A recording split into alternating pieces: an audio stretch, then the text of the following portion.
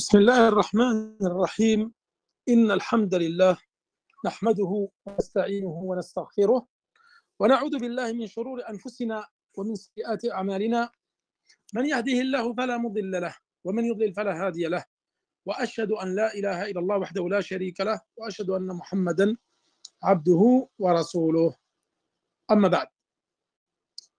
Donc aujourd'hui, cours de Sira, Inch'Allah, nous sommes quasiment sur la fin. Il ne reste plus que 3 cours. Donc, c'est le 27e cours. Donc, ce sera une série de 30 cours, Inch'Allah. Et après, nous aurons fini Sira. Walillahi alhamd. Et ensuite, Inch'Allah, nous essaierons d'entamer un nouveau livre qui, je pense, sera un livre dans la Aqidah. J'hésite beaucoup entre Aqidat al-Sunnah wal Jama'a de Cheikh al-Uthaymin ou peut-être que nous allons faire Nawaqid al-Islam. Bi'idhnillah. Donc, après avoir évoqué le dernier pèlerinage d'adieu et le seul d'ailleurs du prophète sallallahu alayhi wa sallam, nous avons évoqué sa mort sallallahu alayhi wa sallam ainsi que sa maladie donc, qui avait duré 12 jours. Et il était mort dans l'appartement de Aïcha radhiyallahu anha. Donc tout cela, nous l'avons évoqué la semaine dernière. Aujourd'hui, nous allons parler, dans les cours qui restent, 3 cours qui restent, nous allons parler des caractéristiques et de ses particularités. C'est ce qu'on appelle al-shama'il wa khasa'is al-nubuwa. Al-shama'il wa al-khasa'is, que nous allons faire en 3 cours.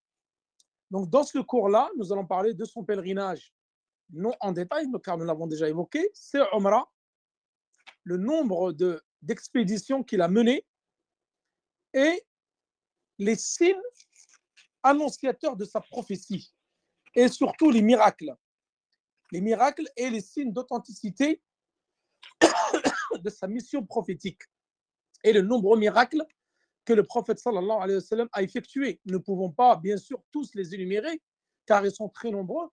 Les historiens, les savants disent qu'il y a eu 1000 miracles du prophète sallallahu alayhi wa sallam pendant sa mission prophétique.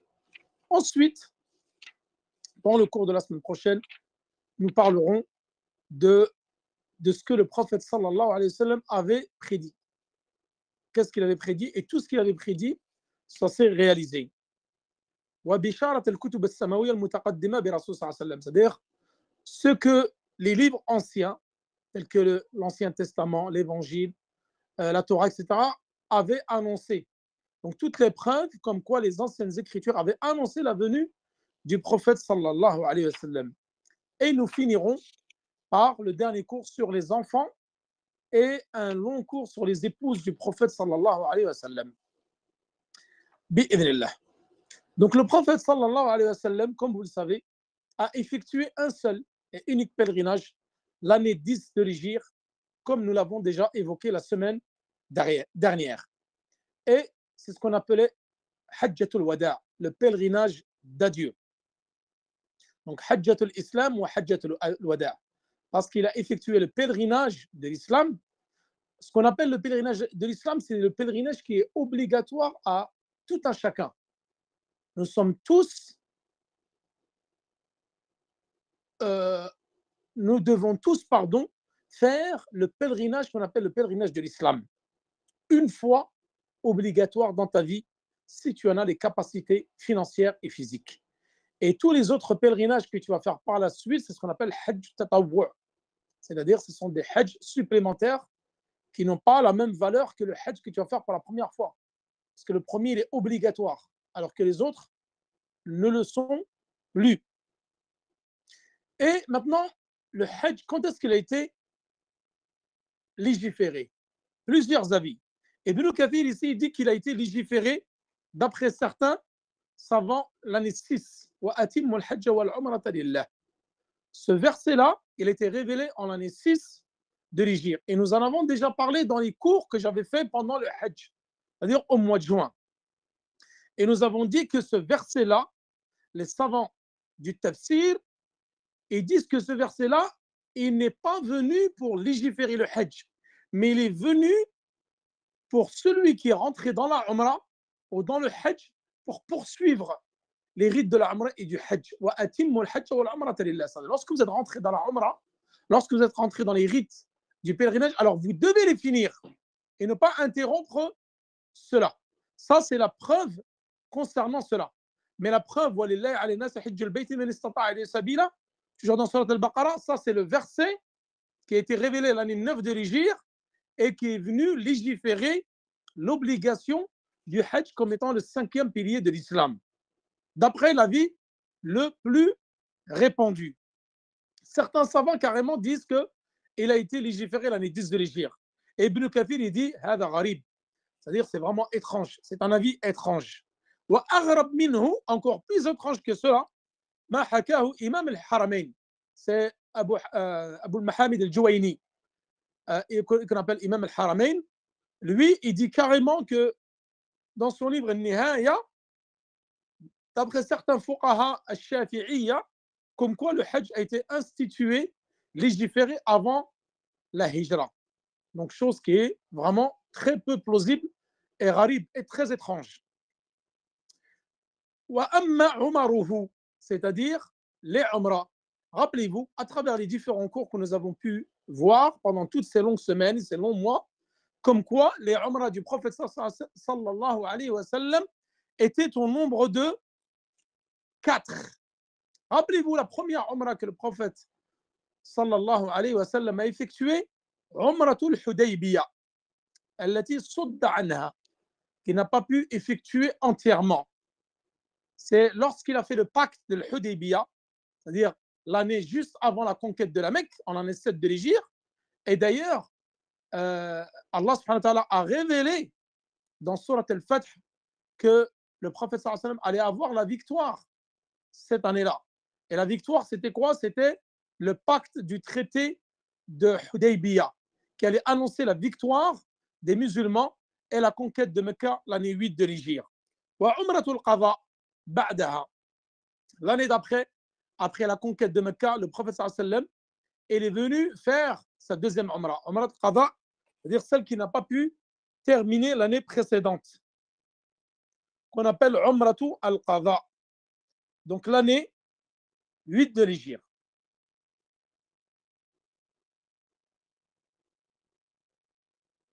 Ensuite, umratu al-Ji'rana. Al-Ji'rana, rappelez-vous, c'était lorsque le prophète sallallahu alayhi wa sallam a fait la bataille de Hunayn. Suite à cela, il est parti à l'expédition de Taïf. Nous avons dit qu'il a assiégé les forteresses de Taïf pendant 20 jours, mais il n'y a pas eu de tués du côté des mushrikoun, c'est-à-dire les habitants de Taïf. Il y a eu quelques blessés, quelques morts du côté des musulmans qui ont reçu des flèches, car eux, ils étaient sur les forteresses.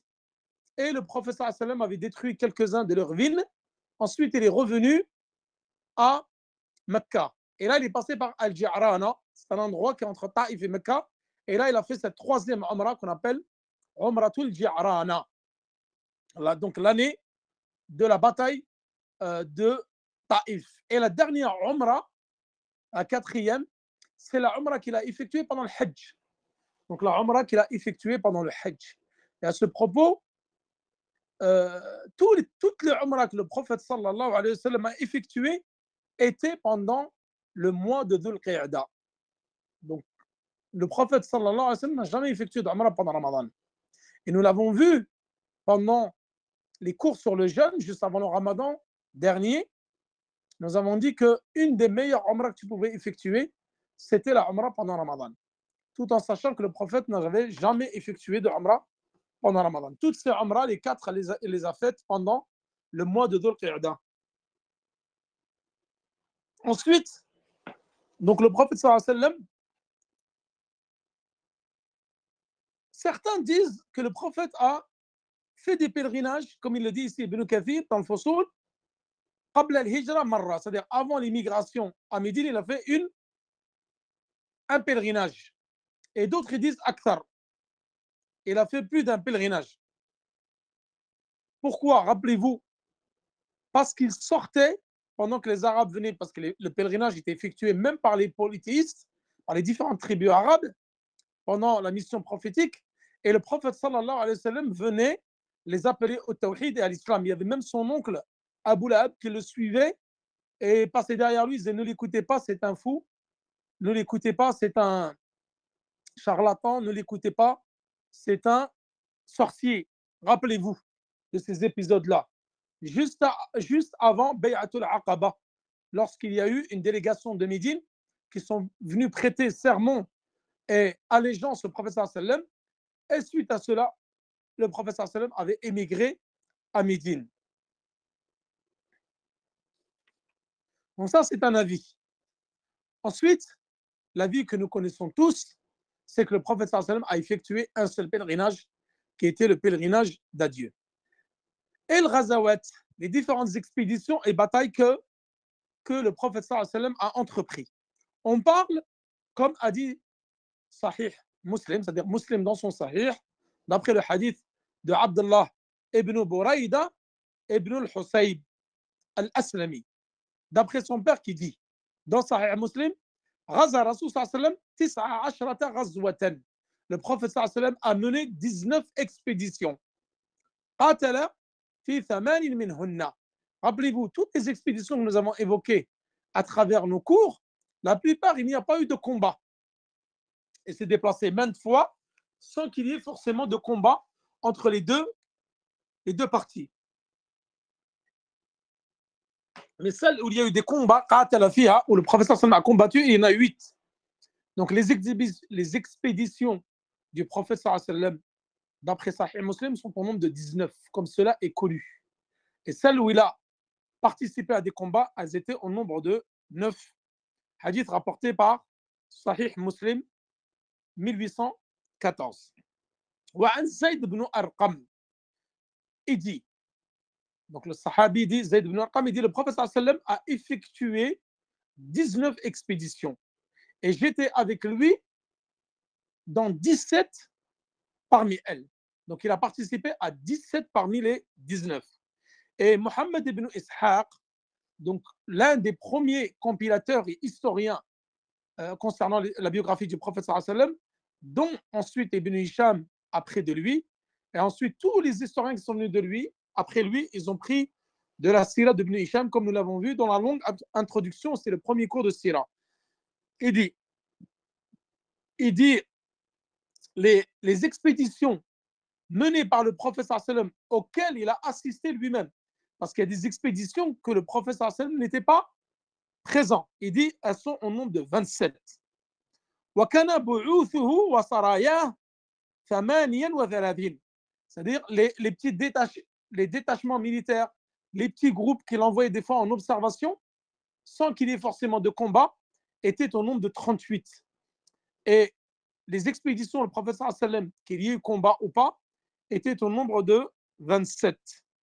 وزاد ابن هشام في البعوث على ابن إسحاق. C'est-à-dire qu'Ibn Hisham, il a rajouté concernant le nombre de ces expéditions. Wallahu alam. Et Allah subhanahu wa ta'ala sait mieux que nous le nombre exact. Donc, suite à cela, nous allons parler des caractéristiques et authenticités de sa mission prophétique et les différents miracles qu'il a effectués. Donc, si nous devons répertorier, comme a dit Ibn Kathir, tous les signes de l'authenticité de la mission prophétique et les différents miracles qu'il a produits, donc quand c'est un miracle prophétique, on dit al-mu'jiza. Quand c'est un miracle effectué par un saint, un pieux, on appelle ça, donc c'est Allah subhanahu wa ta'ala qui a envoyé cela à travers lui, on appelle ça une karama, karamat al-awliya. C'est-à-dire les miracles effectués par les saints. On appelle ça karamat. Ça, nous l'avons vu dans Usul al-Sunnah l'imam Ahmed. Karamat al-awliya wa mu'jizat al-anbiya. Donc les miracles prophétiques et les miracles des saints. Donc en français, c'est le même terme, mais en arabe, il y a une différence. Mu'jiza wal karama. Et concernant les batailles, c'est la même chose. Ça vous montre la richesse de la langue arabe. qui est extraordinaire.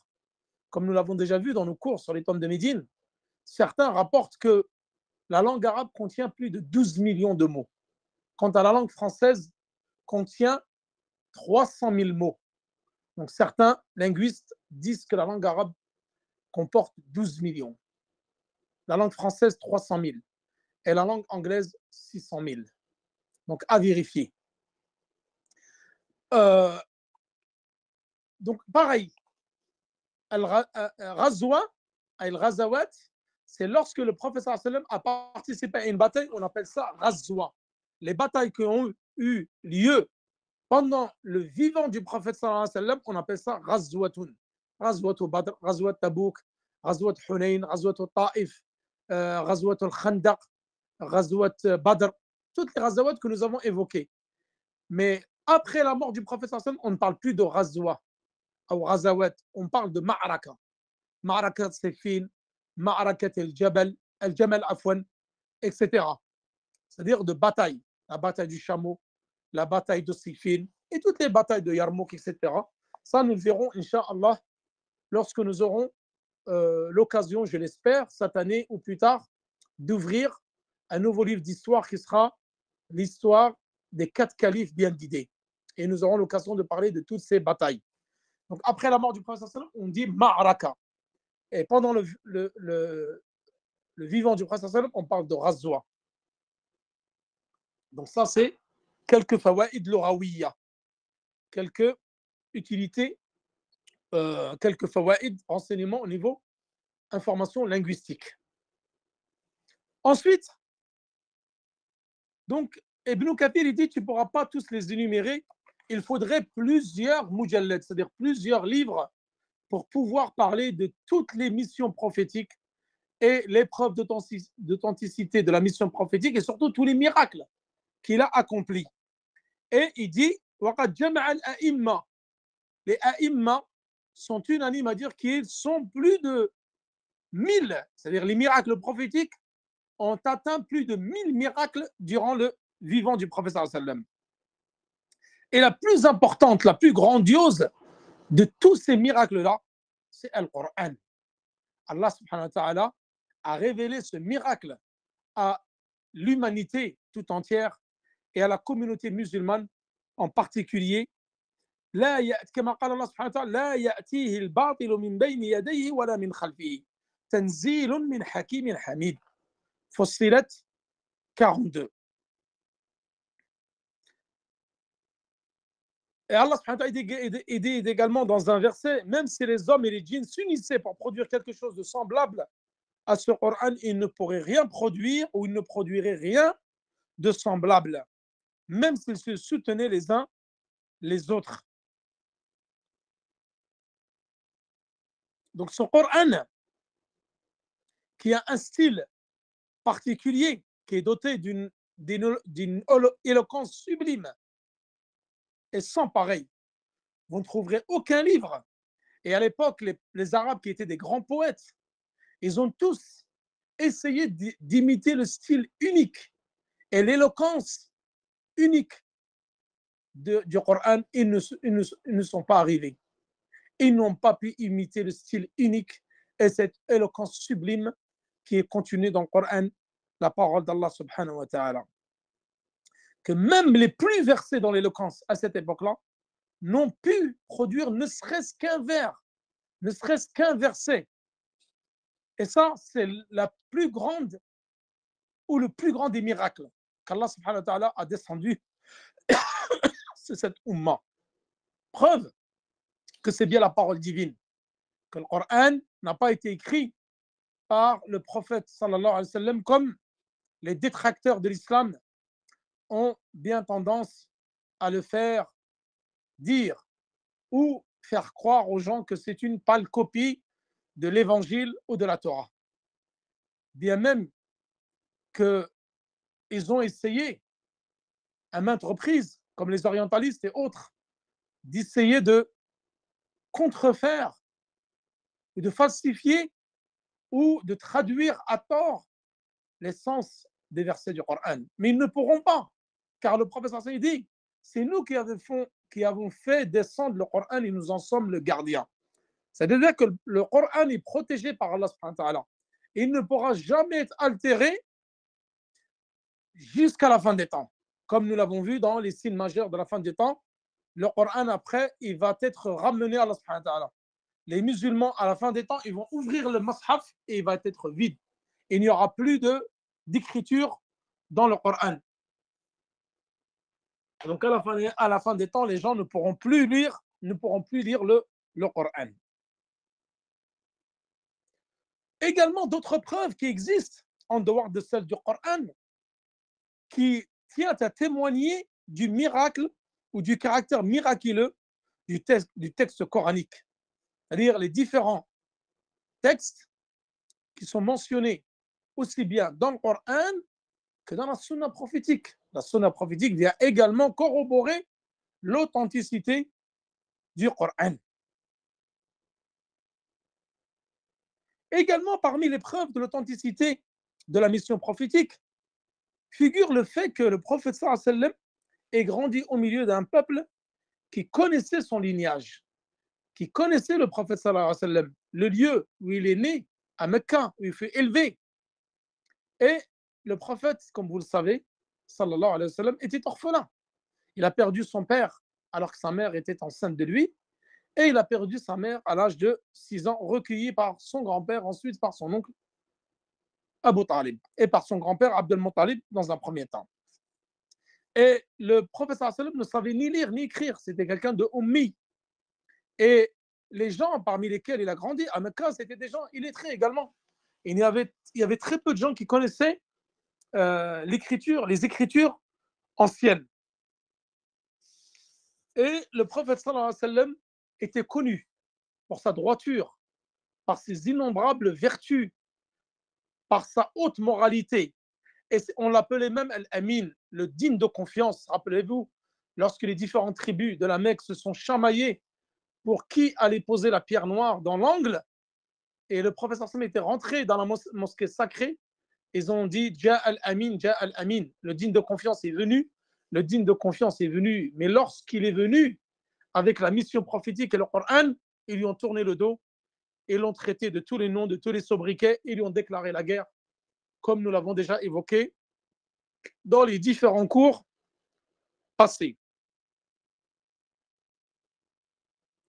D'ailleurs, parmi la preuve de l'authenticité du message prophétique, toutes les écritures anciennes ont été falsifiées.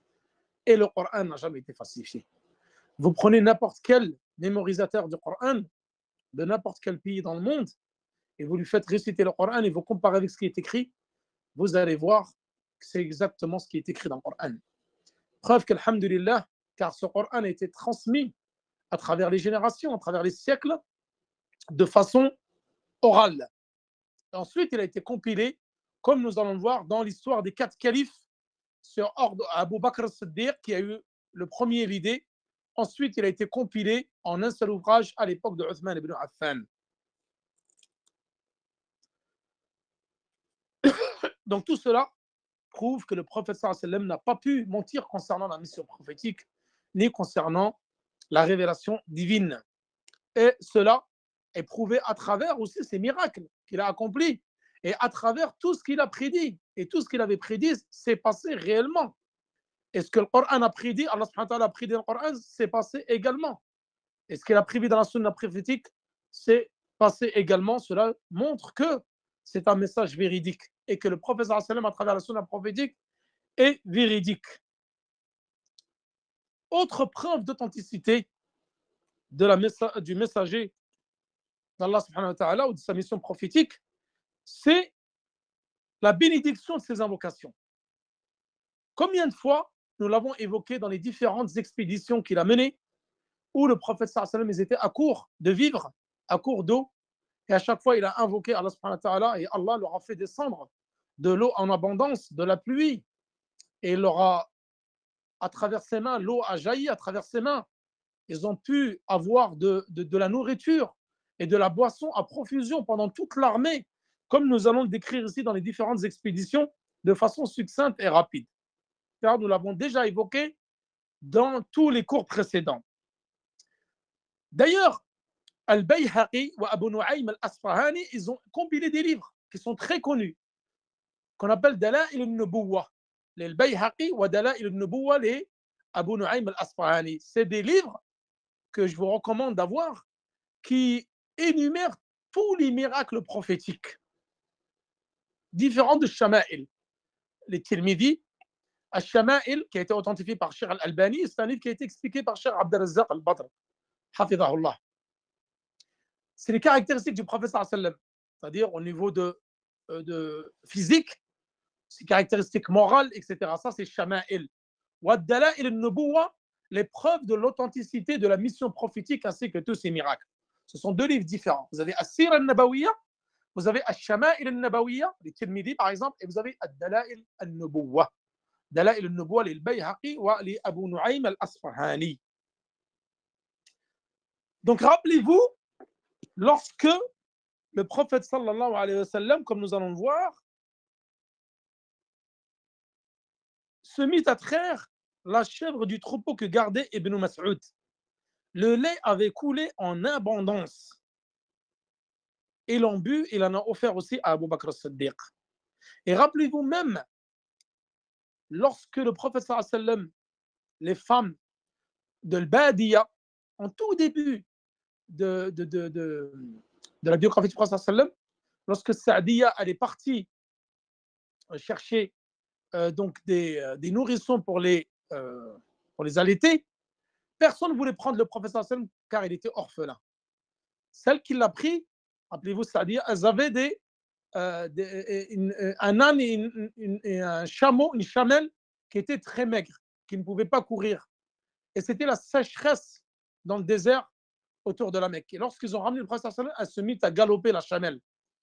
Et le lendemain, ils ont vu que leurs animaux ont pu manger à profusion. Et la chamelle avait beaucoup de lait, ainsi que la chèvre. Ils étaient étonnés. Ça, c'est parmi les miracles prophétiques, alors que le prophète sallallahu alayhi wa sallam était un nourrisson. Donc la brebis qui appartenait au Ma'bad, elle a donné beaucoup de lait. Également, lorsqu'il a invoqué en faveur de At-Tufayl ibn Amr, si bien qu'il lui a accordé un signe, une lumière sur le bout de son fouet, visible de loin. Également, le miracle qui s'est produit à Usayd ibn Khudayr et Abbad ibn Bishr al-Ansari. Ils venaient de quitter la maison du prophète sallallahu alayhi wa sallam et il faisait très sombre, ils ne voyaient rien. Donc là, une lumière les a accompagnés jusqu'à leur domicile. Ça, c'était un miracle prophétique. Également, parmi les miracles prophétiques, le prophète sallallahu alayhi wa sallam avait invoqué contre les 7 lors de la bataille de Badr. Ils ont eu une mauvaise fin. Il a invoqué également contre le fils de Abu Lahab, comme quoi il allait être attaqué par un lion, c'est Shem. Et cela s'est produit également. Conséquence également de l'invocation du prophète sallallahu alayhi wa sallam. Lorsque Suraqa, le prophète sallallahu alayhi wa sallam a émigré avec Abu Bakr, et ils étaient suivis par Suraqa pour le compte des Qurayshites, parce qu'il allait avoir une rétribution financière s'il arrivait à rattraper le prophète sallallahu alayhi wa sallam et Abu Bakr. Et le prophète sallallahu alayhi wa sallam a invoqué contre le cheval de Suraqa, et ses pas se sont enfoncés dans le sable. Et il ne pouvait plus avancer. Il a dit, oh s'il te plaît, prophète sallallahu alayhi wa sallam, invoque Allah subhanahu wa ta'ala que mon cheval puisse remarcher à nouveau et je ne vous suivrai pas et je ne dirai rien en Qurayshites. Chose que le prophète sallallahu alayhi wa sallam a fait et ça lui a permis de libérer son cheval. Et également lors de la bataille de Badr, lorsqu'il a jeté du sable sur le visage des mécréants et chacun fut atteint. Et Allah les a mis en déroute, comme vous le savez, lors de cette bataille. Et il a fait la même chose pendant la bataille de Hunayn. Et également la bataille de Badr, rappelez-vous ce qu'il a donné, une branche à Ukash ibn Mahsan, un morceau de bois qui s'est transformé en une épée, un sabre tranchant. Tout ça, ce sont des miracles prophétiques de son vivant. Lorsqu'il a informé également son oncle Al-Abbas, qui se trouvait parmi les captifs avant qu'il se convertisse à l'islam lors de la conquête de la Mecque, Abbas, et il était parmi les captifs de Badr, il lui a dit où se trouvaient les biens de Fadl, enterrés sous le seuil de sa porte. Chose que Al-Abbas a acquiescé et également il les avait bien trouvés sous le seuil de la porte de Fadl. Également, d'autres miracles qui sont évoqués ici, lorsque Umayr ibn Wahb était venu et prétendait qu'il était venu voir le prophète sallallahu alayhi wa sallam pour embrasser l'islam, alors qu'en vérité, il était venu pour tuer. Et également, rappelez-vous, lors de la bataille de Hud, Qatada ibn Nu'man, son œil est sorti de son orbite, il pendait carrément sur sa joue. Le prophète sallallahu alayhi wa sallam l'a remis en état et on dit qu'il a eu une meilleure vision qu'il avait auparavant. Et rappelez-vous Ali ibn Abi Talib dans la bataille de Tabouk, lorsqu'il a dit allez chercher Ali ibn Abi Talib. Les compagnons, ils ont dit il se plaint de conjonctivite. Lorsqu'ils l'ont amené, ils ne voyaient rien. Le prophète sallallahu alayhi wa sallam a craché dans ses yeux et Ali ibn Abi Talib a retrouvé une vue meilleure qu'il avait avant. Tout ça, ce sont de nombreux miracles accomplis par le prophète sallallahu alayhi wa sallam. Lors de la bataille des coalisés, de la tranchée, Al-Khandaq, ce jour-là, le prophète sallallahu alayhi wa sallam a invoqué. Il y avait une chèvre et de l'orge. Et cela a suffi à nourrir plus de 1000 hommes, car ils étaient 1000. Rappelez-vous, les Qurayshites et les autres tribus arabes étaient au nombre de 10 000. De nombreux autres miracles furent effectués par le prophète sallallahu alayhi wa sallam. Une fois, il avait fait dua, une invocation, et par l'effet de sa bénédiction, de sa noble main, près de 80 personnes ont pu manger ce jour-là, à satiété. Également, il en fit de même le matin de sa nuit de noces avec Zaynab bint Jahsh. Et également lors de l'expédition de Tabouk. Rappelez-vous, il faisait très très chaud. Et il s'est mis à pleuvoir uniquement sur l'armée du prophète sallallahu alayhi wa sallam. Et il a réussi à nourrir l'armée dont les sacs furent remplis à partir d'un tas de nourriture et tous ont pu manger et boire à satiété. Il offrit également à Abu Huraira un sac de provisions. Abu Huraira était très pauvre et il a pu en manger pendant toute l'année. Et on dit qu'il a conservé ce sac jusqu'à ce que Uthman ibn Affan, le troisième calife de l'islam, fut assassiné. Donc les miracles prophétiques sont vraiment très nombreux. Ici, Ibn Kathir, il en cite juste quelques-uns. Donc je les cite à titre exemple.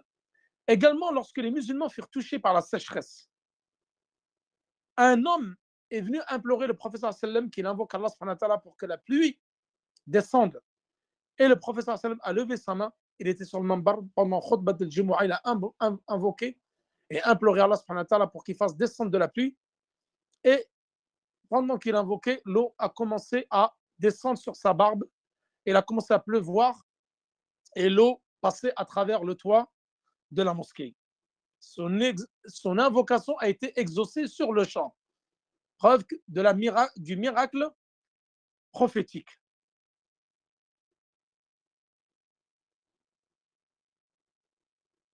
Également, un jour, le prophète sallam lui a rapporté un récipient d'eau pour ses ablutions. Et certains musulmans désirèrent faire les ablutions avec lui. Il plaça sa main dans le récipient, trop petit, et il a invoqué Allah. Et l'eau se mit à jaillir entre ses doigts. Et ce même miracle, il s'est produit à Al-Hudaybiyah, lorsque l'armée musulmane était forte de 1400 hommes, rappelez-vous. Et Jabir, il a dit, si nous avions été 100 000, l'eau nous aurait suffi également.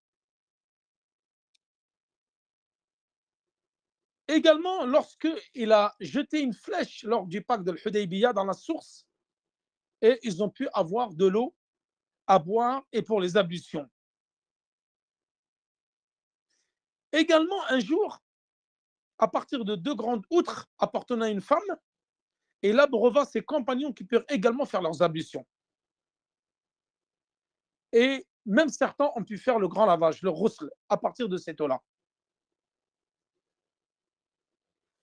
De nombreux autres miracles que nous ne pouvons pas tous énumérer, bien sûr, et nous poursuivrons cela, Inch'Allah, la semaine prochaine, avec l'annonce des différents événements que le prophète sallam et l'annonce de son avènement dans les Écritures saintes.